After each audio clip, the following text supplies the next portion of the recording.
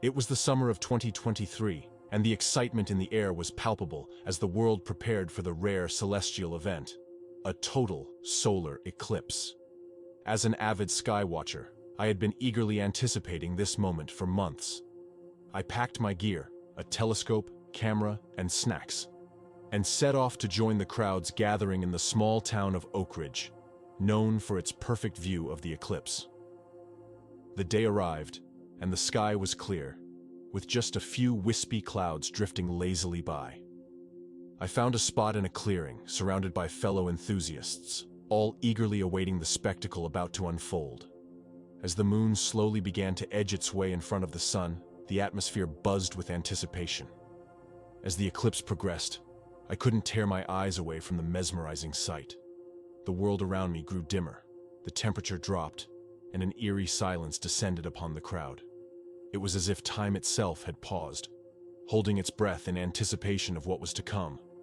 And then, in an instant, darkness engulfed us. Totality had arrived. I gazed up at the sky in awe as the sun's corona blazed around the silhouette of the moon. It was a sight unlike anything I had ever seen before, simultaneously beautiful and terrifying. But as I marveled at the celestial display, a sense of unease began to creep over me. It was as if something was watching, lurking just beyond the edge of my vision. I shook off the feeling, chalking it up to nerves, but it persisted, growing stronger with each passing moment. Suddenly, a piercing scream shattered the stillness, jolting me from my reverie. I turned to see a woman standing nearby, her eyes wide with terror as she pointed towards the horizon. Following her gaze, I saw something that sent a chill down my spine. In the darkness beyond the eclipse, strange figures moved, their shapes indistinct and shadowy against the blackened sky. They seemed to be dancing, swirling and twirling in a macabre ballet that sent shivers down my spine. As the eclipse began to wane and the sun's light slowly returned, the figures vanished into the darkness once more, leaving behind nothing but a sense of foreboding in their wake. The crowd around me murmured nervously, exchanging uneasy glances as they packed up their belongings and hurried away. But I couldn't shake the feeling that we hadn't seen the last of those mysterious figures. And as I made my way home, I couldn't help but wonder what other secrets the universe might be hiding, just beyond the reach of our understanding. Months passed, and life returned to normal. But the memory of that day lingered in the back of my mind like a shadow. I tried to push it aside, to convince myself that it had all been a trick of the light. But deep down, I knew better. Then, one night, as I lay in bed, I was jolted awake by a strange sound coming from outside. It was a low, mournful wail, unlike anything I had ever heard before. I crept to the window and peered out into the darkness, my heart pounding in my chest. And there, in the moonlight, I saw them once again, the figures from that fateful day, their dark shapes twisting and writhing in the shadows. I watched it in horror as they danced their sinister dance, their movements hypnotic and otherworldly. But this time, there was something different about them, something darker, more malevolent. And as I watched, paralyzed with fear, I realized with a sinking feeling that they were coming for me. With a sudden burst of adrenaline, I tore myself away from the window and fled into the night, the sound of their eerie wails echoing in my ears. I ran faster than I ever thought possible, my heart pounding in my chest as I raced through the empty streets, desperate to escape the grasp of whatever sinister force was pursuing me. Finally, after what felt like an eternity, I reached the safety of my home and slammed the door shut behind me, panting and gasping for breath. I collapsed onto the floor, my mind reeling with terror and confusion. As dawn broke and the first light of morning filtered through the window, I dared to venture outside once more, half expecting to find the world transformed by some dark and malevolent force. But to my relief, everything appeared normal. The streets were empty, the birds were singing, and the sun shone brightly in the sky. But despite the reassuring normalcy of my surroundings, I couldn't shake the feeling that something had changed, that I had glimpsed a darkness lurking just beyond the edge of our reality, waiting to consume us all.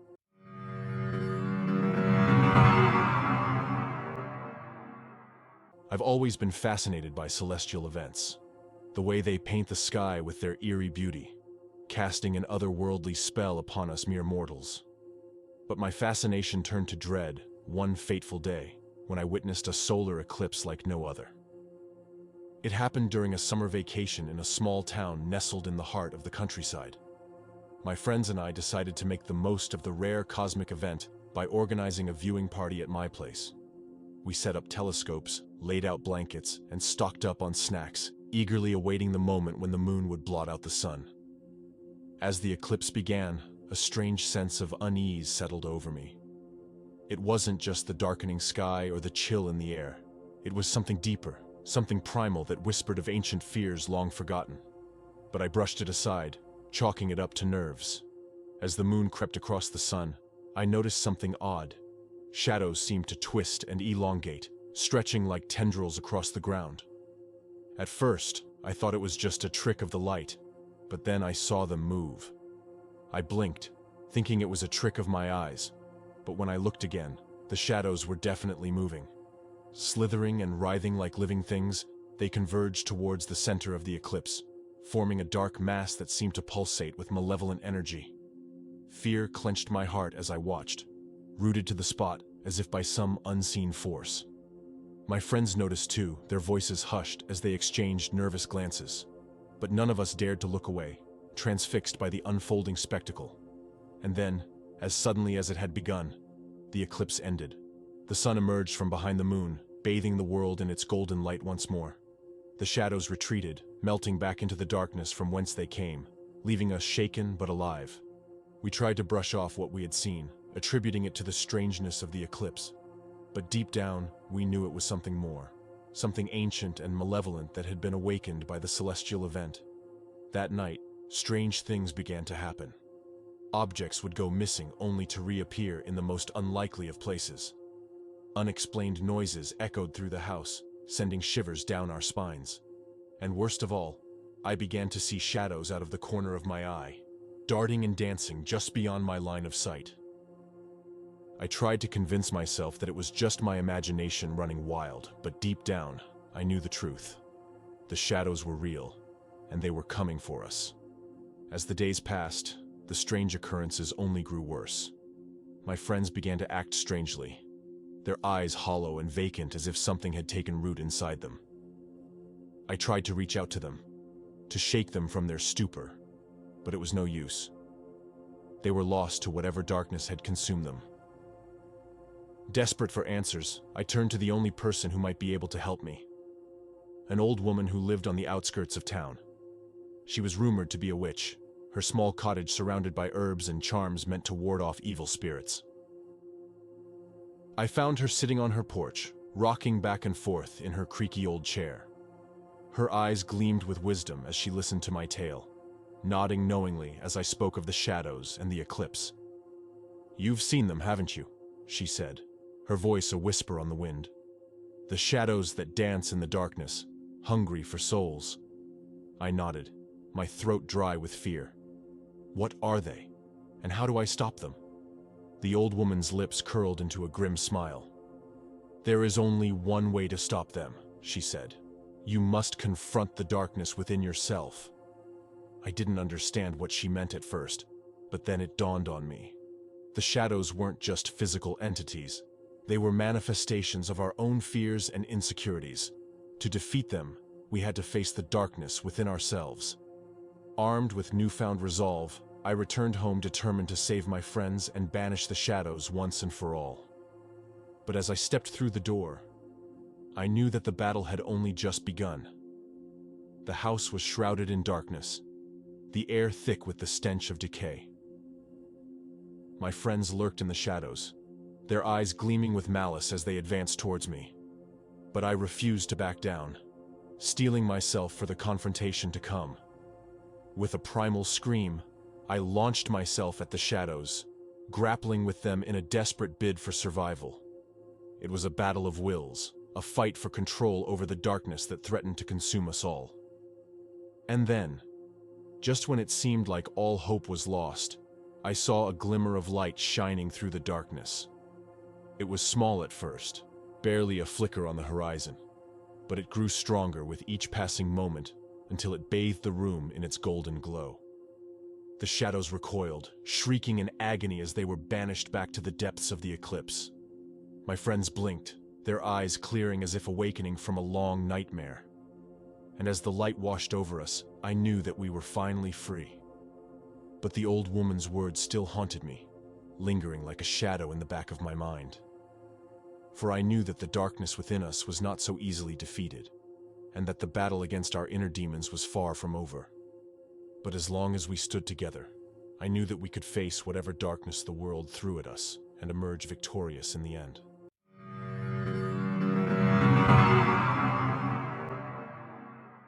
The day had finally arrived.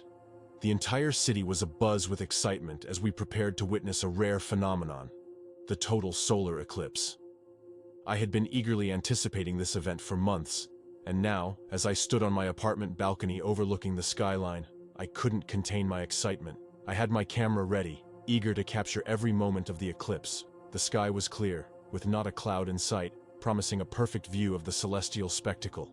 As the time of the eclipse drew near, I could feel my heart racing with anticipation. And then, it began. The moon slowly started its journey across the face of the sun, casting a shadow over the city below. The air grew cooler, and a hush fell over the crowd gathered on the streets. As I watched in awe, the sky grew darker. The world around me bathed in an otherworldly twilight.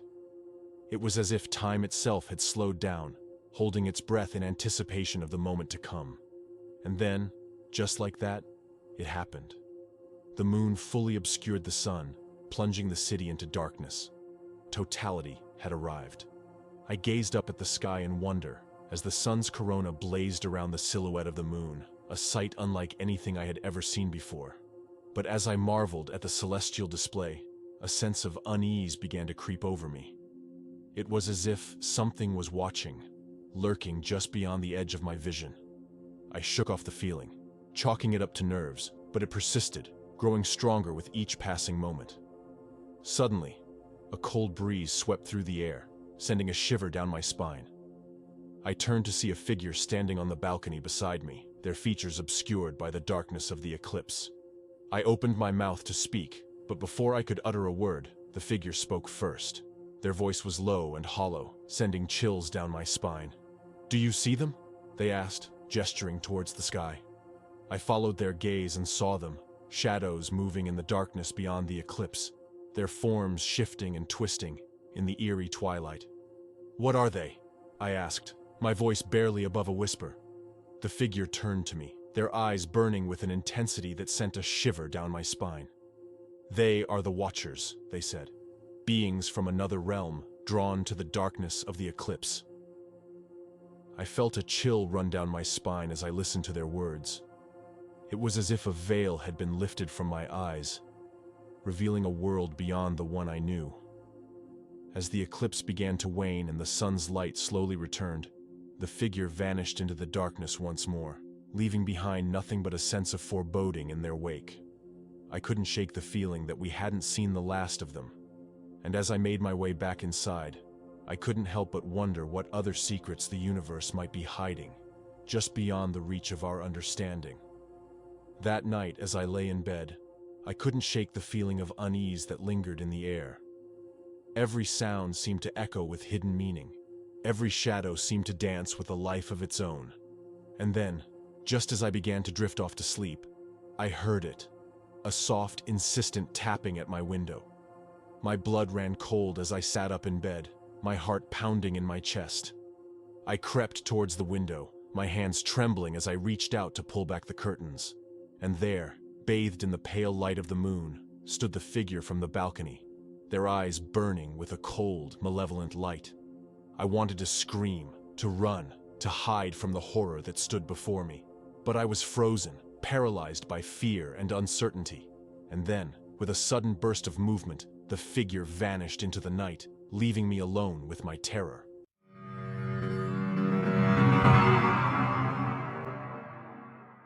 In the heart of a forgotten forest, where trees whisper secrets to the wind and shadows dance with malevolent intent, there stands a house. Once a sanctuary of warmth and laughter, it now looms like a specter against the gray sky, its windows shattered, its walls crumbling under the weight of time. This is a place forgotten by the world, a place where darkness holds sway. As the world prepares for the celestial spectacle of a solar eclipse, a lone figure emerges from the dense foliage, drawn to the forsaken abode by forces unknown. They approach cautiously, their footsteps muffled by the carpet of dead leaves beneath their feet. The air hangs heavy with the scent of decay, and a sense of foreboding settles over the wanderer like a shroud.